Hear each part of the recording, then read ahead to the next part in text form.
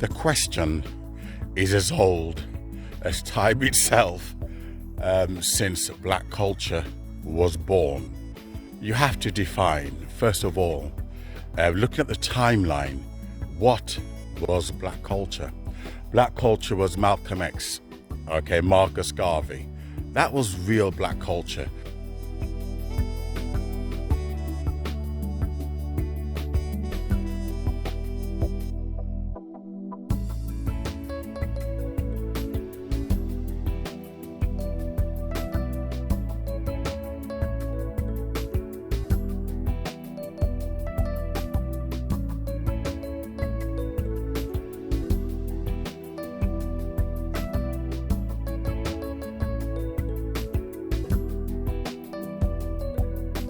Resistance and fighting for equal rights, fighting the power structure.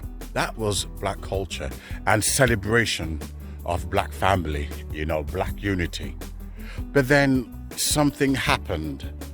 Hip hop came onto the scene, and first of all, hip hop was about fighting, the power structure, etc., until it turned into something sinister, okay? It turned into calling women bitches and whores, and it became sexualized, okay? And then it started to define itself that if you want to regard yourself to be a black person, then you had to be into rap, you had to be into hip-hop, you must have been into business, you must have been into banking, you must have been into prosperity, you must have been into positive thinking.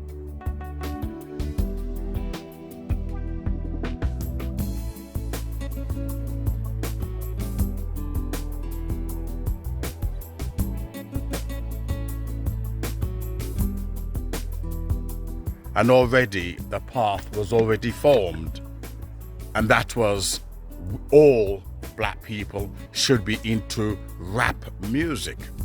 So you ask yourself the question, what happened to the black family? What happened to it? And this same question is asked over and over and over again, as if they're waiting for some inspiring, solution, or something that's going to be so dramatic like the rapture. I'll tell you what happened. 50 cents, Snoop Dogg's, come on with him. I'm with my dog. Tell you what I'll do, while I'm walking him, this is my dog. Come on. Well, this has happened. 50 Cent came on the scene, okay? And then Snoop Dogg. What they were selling was this hyper masculinity of the black male. If you're a black man, you're supposed to sow your seed and you're supposed to be aggressive and regard women to be nothing more than loose whores, and this was propagated in their videos.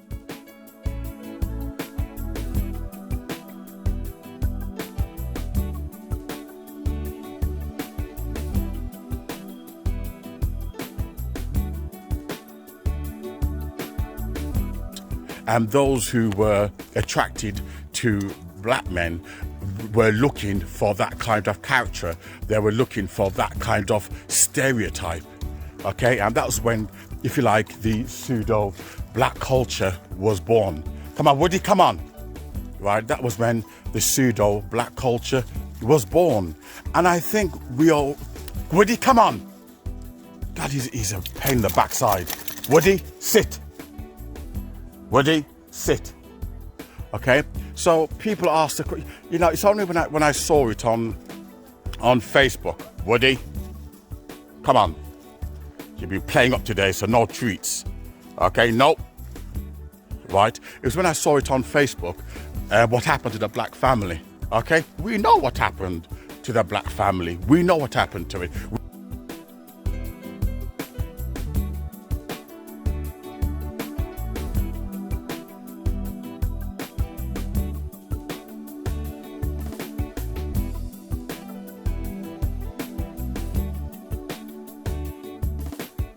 We celebrated and glorified in rap culture, rap music. We started to define what's a real black man. Those like Snoop Dogg, the gangster rappers.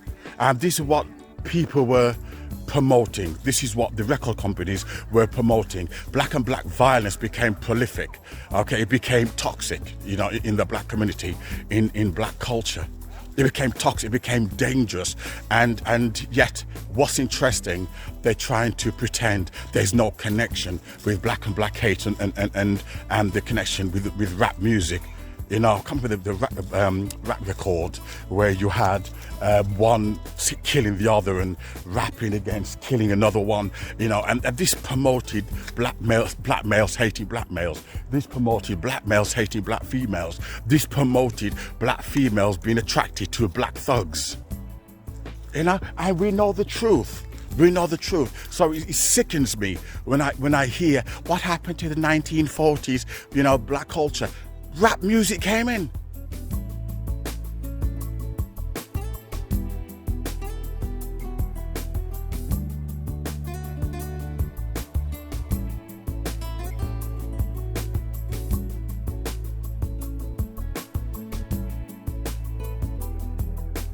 But we loved it. We loved that filth. We couldn't get enough of it. And it destroyed us in the end. Some, you know, even 1990s, there was this trend that the CIA brought rap music into the black community. It didn't stop us from supporting it.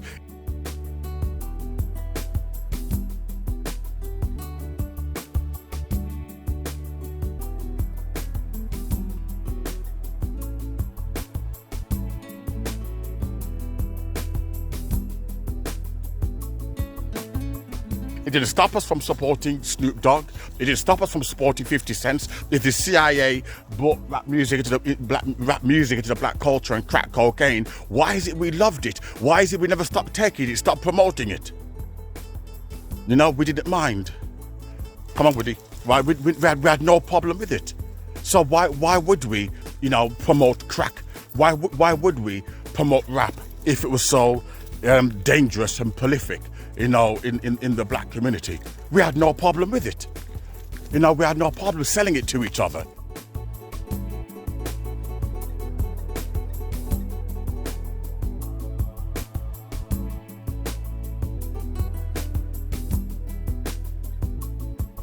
We had no problem promoting it to our families, our relatives. So this idea, oh, what happened to us? You know, well, we look at 1950s and 60s. We would come on, you know what happened. You know, rap music came in. You know, gangster music. Now you even got worse. What's it called? Grime. You know, that's what you got now. Grime, real violent music. And you know something? What's interesting is that the black community is quiet about it. They have nothing to say. The black church is quiet about it. All they want is your money, your tithing, your offerings. They have nothing to say about grime that is destroying the black community. They have nothing to say about it. So until we're going to begin to look at real issues and real causes, we're playing games with each other.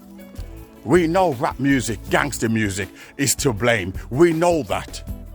We loved it. We loved seeing all those fleshly, naked women grinding on that pole.